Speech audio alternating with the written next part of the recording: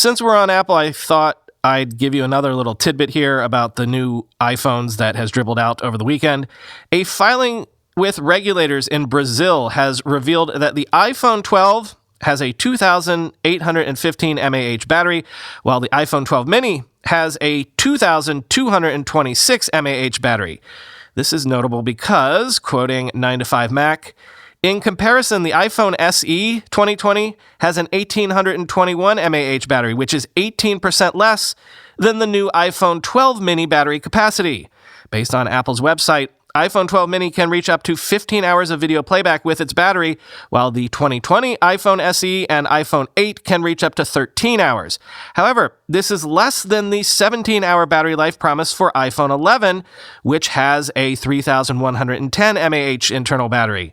Apple also says on its website that the iPhone 12 and iPhone 12 Pro battery can last up to 17 hours for video playback, but the internal battery capacity numbers of those models are still unknown, although it's hard to imagine that the numbers will be so different from last year's iPhone 11 model, end quote. Well, it was later confirmed that the iPhone 12 has a 6% smaller battery than the 11.